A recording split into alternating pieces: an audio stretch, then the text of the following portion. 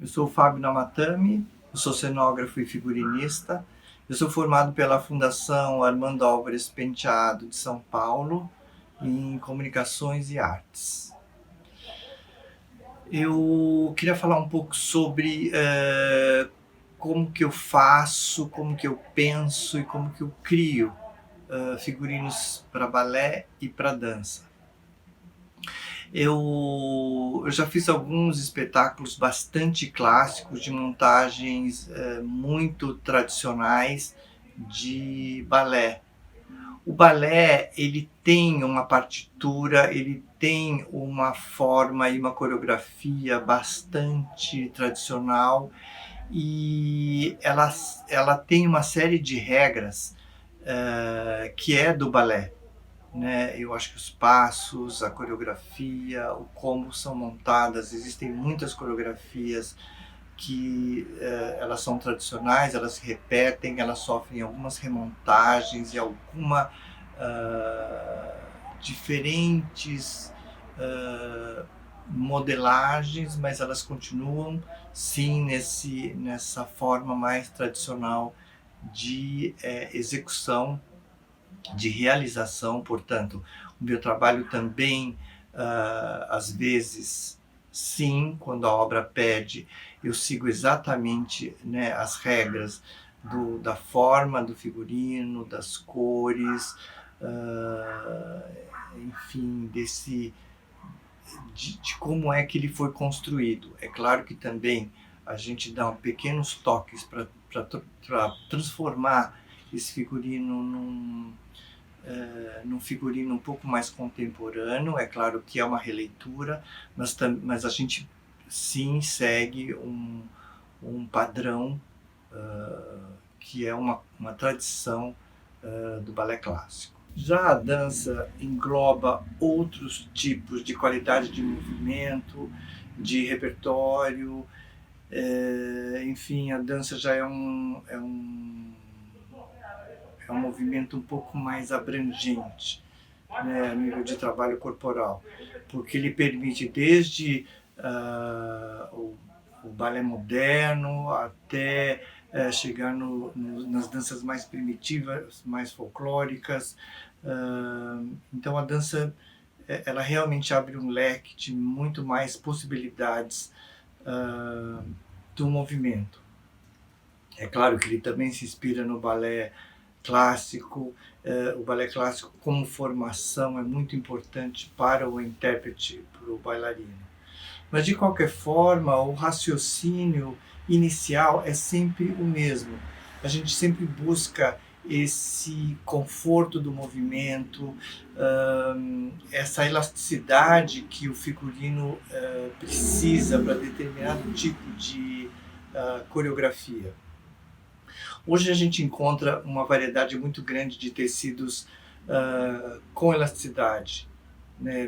Tecidos que parecem rígidos, mas que tenham essa mobilidade, essa elasticidade para vários tipos diferentes de utilização desse material. Eu sempre gosto muito de acompanhar os ensaios, porque assistindo os ensaios você consegue captar ou entender quais são os pontos de relevância para serem destacados dentro do figurino. Assim como a dança, o balé e a música são expressões muito abstratas, eu acho que a gente precisa ter uma atenção redobrada para a gente conseguir, da melhor forma, traduzir toda essa coisa um pouco mais subjetiva numa coisa mais concreta, que é o figurino, né? E é o movimento em si. Então eu sempre me preocupo muito em compreender esse universo abstrato e transformar isso em cor e forma, que seria o figurino. E também sempre estar muito atento nesse conjunto de artistas, né, que é o iluminador, o cenógrafo, o figurinista e o coreógrafo, para a gente entender qual é o caminho, qual é nossa diretriz e aonde a gente quer chegar, porque o iluminador ele determina o que a gente vai assistir, né? E o balé está à frente de algum cenário. Então, eu acho que esse encontro, né, essa conversa bastante afiada desses artistas é que fazem, então, a beleza e a harmonia desse conjunto de artes que vão, então, culminar nesse espetáculo de dança. Uma coisa que eu gosto muito de ressaltar sempre é o que o figurino quer dizer, né? Ele sendo abstrato ou não, ele pode ser uma peça que tem um personagem mais definido, né?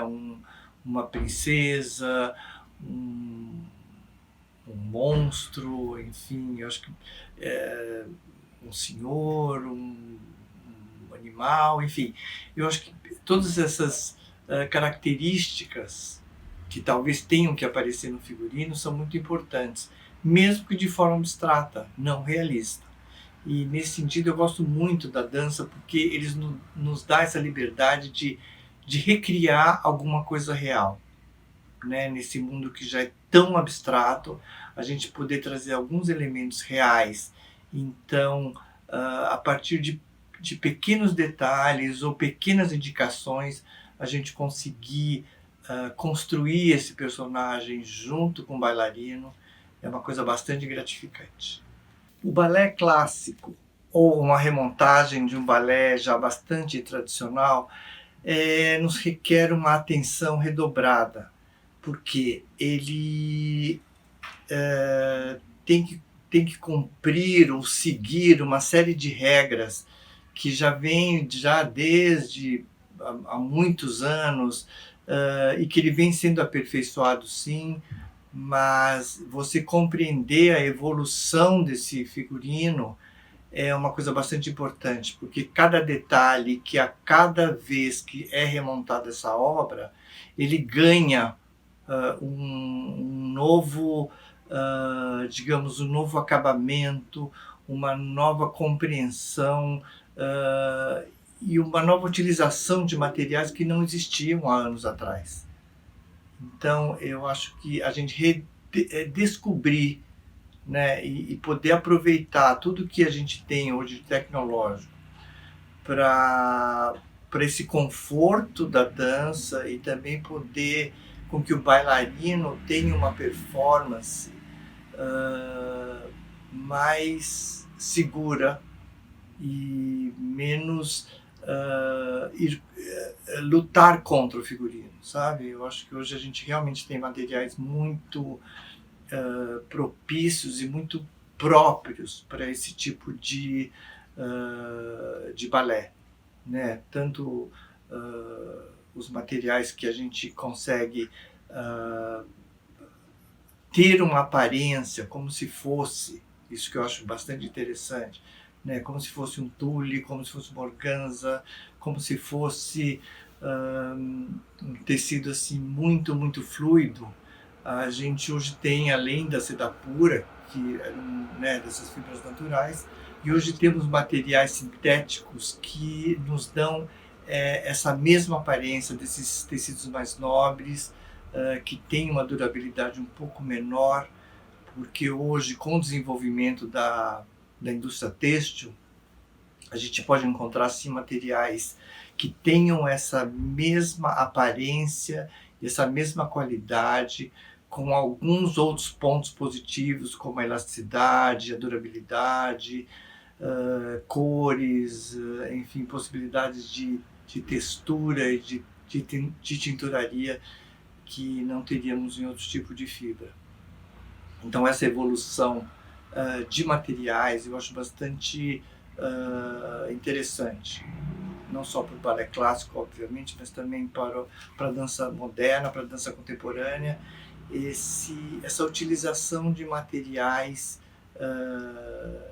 que são feitos, né, hoje em dia são feitos especificamente para para dança ou para o balé, mas eu gosto muito de experimentar outro tipo de material para ver e tentar resultados mais inusitados em cena. Os temas abordados por um balé, ou por uma dança podem ser bastante variados, né? Pode ser inspirados em fábulas, em contos, ou na danças sobre figuras, ou alguma personagem interessante, enfim. E ultimamente eu tenho feito espetáculos que abordam ou são inspirados em pintores, né, em artes plásticas. É muito interessante porque você pensar em como é que você transforma figuras bidimensionais, por exemplo, de uma pintura, em figuras tridimensionais que vão dançar e a gente vê aquela figura por todos os ângulos, de frente, de lado, por cima, por baixo.